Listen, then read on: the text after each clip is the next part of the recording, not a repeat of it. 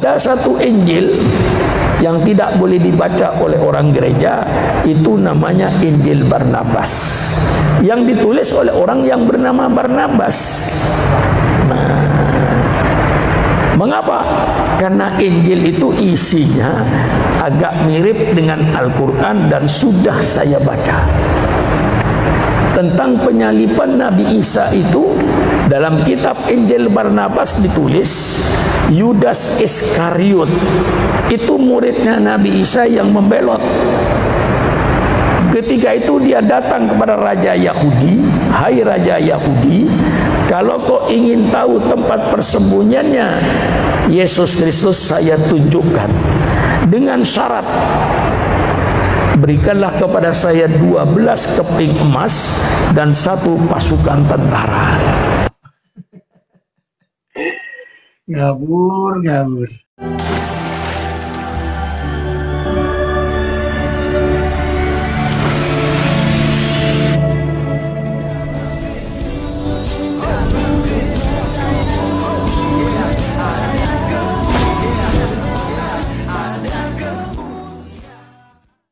Bismillah abi wal ibni wal ruhil kudus ilahu wahid. Salam elechem bisem Yeshua Hamasiah. Teman-teman sekalian, pada kesempatan kali ini kita akan membahas yang mengenai polemikus. Salah satunya tadi, kalau Anda lihat ada seorang ulama yang cukup lanjut umur ya. Dan itu membahas, katanya orang-orang Kristen atau orang gereja itu tidak berani membaca Injil Barnabas. Karena apa? Karena di situ ada kebenaran yang sejati. Kebenarannya apa? Di Injil Barnabas ada nama nabi mereka, ya. Ada nama Muhammad, ya, di dalam Injil Barnabas yang ditulis di abad ke-16 dan berbahasa Itali. Sementara murid-murid Yesus itu tahu sendiri, mereka berbahasa Ibrani. Dan kalaupun mereka berbahasa Aram atau mungkin Arab, ya, itu masih serumpun, ya, masih masuk akal, ya kan. Tapi ini berbahasa Itali. Lalu jarak penulisan, ya, Barnabas murid Yesus itu hidup di abad pertama. Sementara Barnabas yang menulis Injil Barnabas, ya, dalam berbahasa Itali ini, yaitu di abad ke-16. Jadi tentu saja murid Yesus yang bernama Barnabas sudah meninggal, ya, sudah meninggal. Nah, teman-teman sekalian, jelas saja bahwa Kristen menolak itu Injil, ya. Kenapa? Karena memang dilihat daripada penulisannya, tahun penulisan, dan juga tentang bukti-bukti, ya, dalam penulisan Injil Barnabas tersebut. Nah, teman-teman sekalian, untuk lebih lengkapnya, karena Pak Bambang Nursena, ya, gurunda kita, pendeta yang luar biasa, yang tentu saja memberikan jawaban-jawaban yang valid tentang itu, mari kita langsung saja mendengarkan jawaban dari Pendeta Dr. Bambang Nursena berikut ini. Kenapa Injil Barnabas itu ditolak? Pertama, bukan karena isinya Muhammad atau tidak, menerjemahkan aja orang Kristen kok. Islam kan tinggal enaknya sudah diterjemahkan. Kan jarang yang ngerti bahasa Itali. Yang ngerti bahasa Itali kan pastor-pastor Katolik. Sudah diterjemahkan tinggal baca. Kalau orang Kristen punya niat jahat, nggak perlu dong diterjemahkan. Ngapain diterjemahkan? Itu merugikan kita. Tapi karena semangat keilmuan kita terjemahkan. Sampai penerjemahnya di dalam bahasa Arab pun juga orang Kristen Koptik. Namanya adalah Khalil Sa'adah. Tetapi demi keilmuan dia memberikan contoh bahwa memang dalam konteks perjanjian baru itu misalnya ada persoalan-persoalan angka tahun, misalnya Yesus lahir zaman Kirenius atau tidak. Tetapi bangunan dasar seluruhnya betul ditemukan prasasti tentang kata iterum, dia yang kedua kali bertakhta. Tetapi soal Injil Barnabas ini parah sekali karena memang abad 16 dari abad pertama. Jadi bukan persoalan ada Muhammad atau ada tidak ada Muhammad, bukan, tapi karena semangat keilmuan. Lah memang Injil abad 16 masa mau dipakai. Sedangkan peristiwanya abad pertama. Sekarang gini, Anda percaya nggak proklamasi 17 Agustus tahun 1945? Percaya dari mana? Dokumennya ada, Pak. Koran-koran dari zaman Jepang, Suara Asia, Arsip Nasional memang ada. Kemudian kira-kira ratusan tahun kemudian, orang mengatakan, loh kenapa informasi saya nggak diterima? Lah yang jelas kamu datang tiba-tiba dan punya nilai sejarah, bagaimana mau diterima? Nah, soal admirable itu bukan soal begitu. Karena di dalam naskah kuno manapun, sekarang ini terlalu mudah, saudara-saudara. Ada teman-teman yang mengartikan Parakletos itu dengan Periklitos yang terpuji, admirable. Tidak ada naskah manapun yang eksis dari 5.780 naskah. Semuanya berbunyi sama. Hode Parakletos tu penefma tu agion hupemsei dan seterusnya. Seorang penghibur yaitu Roh Kudus. Dan penghibur ini dalam bahasa Yunani Parakletos. Parakletos ini ditulis dengan huruf alfa, tidak ada huruf lain. Sebab kalau bahasa Ibrani kan seperti bahasa Arab, ya ada jitir. Bahasa Arab itu kan dibentuk dari 3 huruf ya. Bahasa Ibrani namanya sores. Misalnya salum dari shin, lamit, mim, sama dengan bahasa Arab salam. Nah, kemudian di situ ada menjadi kata kerja baru, kata benda baru. Itu tergantung bagaimana pemakaiannya. Salam, muslim, taslim, itu kan satu akar kata. Tapi kalau bahasa Yunani nggak bisa. Parakletos ya parakletos, periklitos ya periklitos. Karena apa? Seperti bahasa Indonesia, cowek nggak bisa dibaca cuek, nggak bisa dibaca cowok, ya cewek. Karena itu memang struktur bahasanya berbeda itu. Nah, naskah kuno itu melestarikan kata parakletos itu dari kitab Ratapan. Kitab Ratapan menerjemahkan parakletos dari menahem. Menahemma dalam bahasa Aram. Nah, kata menahem ini untuk apa? Sang penolong, sang pembela. Makanya dalam bahasa Yunani modern, advokat itu parakletos. Yesuslah parakletos. Di mana disebutkan? 1 Yohanes pasal 2 ayat 1. Kalau kamu berdosa, ada pembela antara kita dan Allah, ada parakletos, yaitu Yesus Kristus yang adil. Roh Kudus disebut alon parakleton. Parakletos yang lain, tapi kata alon itu menunjukkan satu dan berhubungan. Sementara kata uteros itu lain bertentangan. Misalnya, lo yihye Elohim akhirim alfanai. Jangan ada Elohim lain, ilah-ilah lain di hadapan hadiratku. Misalnya, di Kalok 10 perintah Allah. Itu disebut theoi uteroi, ilah-ilah yang lain. Odes theos uteros. Jangan ada ilah yang lain.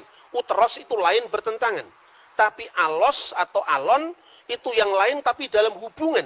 Karena Roh Kudus itu rohnya Allah atau hidup ilahi yang dalam diri Allah. Sementara Yesus itu adalah firman yang menjadi daging. Bukan Yesus yang disebut Tuhan itu kemanusiaannya itu bukan. Yang mati itu ya bukan Tuhan, manusia. Maka dikatakan yang dibunuh dalam keadaan manusia. Seperti Quran turun ke dunia ada 2. Yang pertama yang kelihatan yang bisa diterjemahkan, bisa dibaca dengan lipatan bibir, gerakan lidah, kata Imam Al-Ghazali dalam Qawaidul Aqwaid. Tetapi ada Lauhul Mahfud yang kekal. Yang kekal dan yang temporal. Begitu juga ketika firman menjadi manusia, ada dimensi kekal dan dimensi temporal. Gitu lah. Dan itulah yang disebut alon parakletos dan alos parakletos. Seorang bapak gereja dari gereja Syria Timur, namanya Timotius Al-Awal. Dia mengatakan, seorang Kristen boleh saja mengatakan Muhammad berada di jalan para nabi. Tapi kenapa kita tidak langsung mengatakan Muhammad itu nabi? Lah karena sudah tutup, tidak ada kesempatan lagi. Sama dengan orang Islam mengatakan Muhammad kataman nabiin. Lah kalau ada nabi setelah Muhammad kira-kira bagaimana? Kesulitan karena apa? Secara moralitas itu universal. Baik itu baik sekalipun tidak terjadi di wilayah kita. Tapi kita tidak terlalu berambisi untuk harus mensinkronkan teologinya. Karena apa? Karena definisinya aja belum sejalan. Bagaimana kita memaksakan teologinya? Saya contoh. Rasul dalam iman Kristen dan Islam itu beda maknanya. Rasul dalam Kristen itu berasal dari kata Ibrani Selia. Artinya apa? Seorang yang punya otoritas mewakili umat. Jauh dari perbedaan seorang nabi menerima wahyu dan tidak wajib menyampaikan kepada umatnya, seorang rasul menerima wahyu wajib menyampaikan kepada umatnya. Dan definisi ini dibuat tahun berapa? Sementara kata salia sudah berlaku untuk iman Kristen dan Yahudi jauh sebelum Islam lahir. 600 tahun berlalu tentu saja definisi itu ada yang berkembang toh. Artinya di dalam Kristen Ibrahim bukan rasul. Di dalam Yahudi Musa bukan rasul. Tapi Musa adalah nabi, Ibrahim adalah nabi. Rasul hanya ditentukan untuk wakil-wakil kongregasi Yahudi. Makanya disebut Selia Hasibur. Jadi Yesus itu imam besar, makanya disebut rasul. Beda dengan definisi rasul yang dipaksakan oleh banyak orang yang berpolemik lintas agama itu gitu loh. Nah, seperti ini selesaikan dulu dong apa definisinya. Jadi artinya kadang-kadang ungkapan yang sama dimaknai berbeda, tapi ungkapan yang berbeda ide iman yang beda diungkapkan dalam bahasa yang sama gitu loh misalnya. Kemudian keberatan apa? Tidak ada keberatan kalau memang teksnya memenuhi syarat, kan tidak memenuhi syarat. Memang teksnya ya sekarang ini loh. Ada problematik perjanjian baru ya. Tetapi bahwa perjanjian baru ketika Yesus itu lahir, kaisarnya namanya Tiberius, penguasa Yudea namanya Herodes, tidak bertentangan dengan fakta sejarah manapun juga. Bacalah Yosefus, bacalah 12 kaisar Roma, semuanya sejalan. Karena apa? Yang nulis memang orang yang sejalan. Yang menjadi wali negeri, Pontius Pilatus, itu katanya Injil Barnabas, ini bukan kesalahan kecil, ini kesalahan fatal. Karena apa? Pilatus itu baru menjadi wali negeri itu pun sementara. Itu setelah pemecatan Herodes Archelaus. Jadi ketika Herodes Agung meninggal, itu kemudian ada 3 orang yang dipilih oleh Kaisar Roma, yaitu Archelaus, Antipas, dan Filipus. Karena Archelaus ini ambisinya terlalu tinggi untuk menguasai kota suci waktu itu, tanah Israel waktu itu, dipecat. Sensus yang pertama ditulis Injil Lukas masa Kirenius itu sensus Pax Romana, kesatuan Romawi.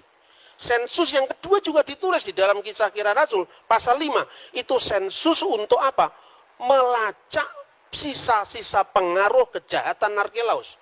Dalam rangka menyelamatkan jajahannya Roma, maka kemudian Kaisar Tiberius mengangkat Pilatus. Dan itu tidak hanya ditutup perjanjian baru.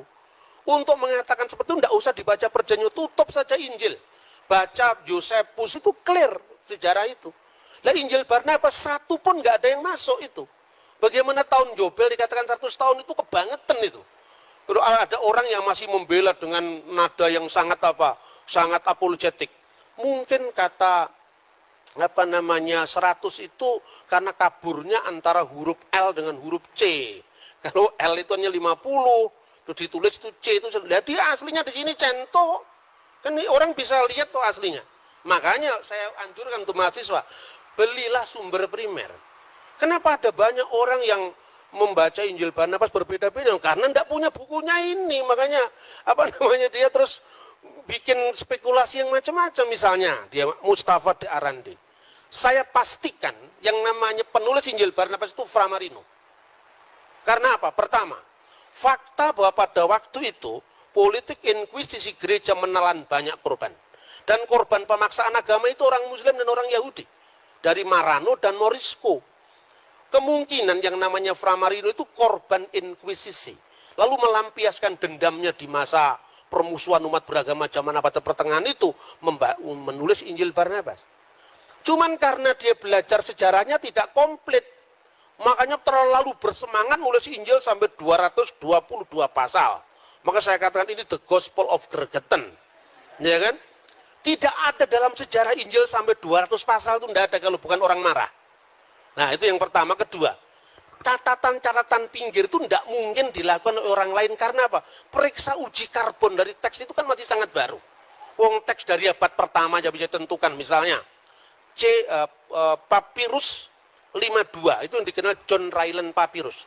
Isinya hampir separuh dari Injil Yohanes. Dulu abad lalu orang baru periksa uji karbon itu baru menentukan abad. Sekarang udah ketinggalan. Teknologi terbaru, periksa uji karbon itu hanya bisa berjarak puluhan bahkan tahunan saja. Maka sekarang uji karbon terbaru P52 itu asalnya dari tahun 115 Masehi. Yohanes anak Zebedius menulis Injilnya tahun 90. Karena menurut catatan Bapak Gereja kuno, misalnya Papias. Papias itu siapa? Muridnya Yohanes langsung. Polikarpus, muridnya Yohanes langsung. Kalau di Islam ini seperti tradisi sanad itu lah. Itu di gereja ortodoks dipertahankan. Kenapa orang-orang Protestan itu tidak paham itu? Karena dia terlalu baru, zaman VOC baru muncul. Akibatnya apa? Karena kekurangan data primer tadi, dia melakukan eksperimen-eksperimen yang terlalu jauh mengambil kesimpulan. Misalnya Natal, perayaan Dewa Matahari itu baru dipersoalkan tahun berapa? Tahun 1700 sekian itu, zamannya Paul Ernest Jablonski. Terus kemudian diikuti oleh orang Katolik di Benediktan. Karena apa? Mentalitas orang Katolik itu minder sama Protestan. Nah itu loh kira-kira. Itu bisa dilacak dengan sumber-sumber primer langsung.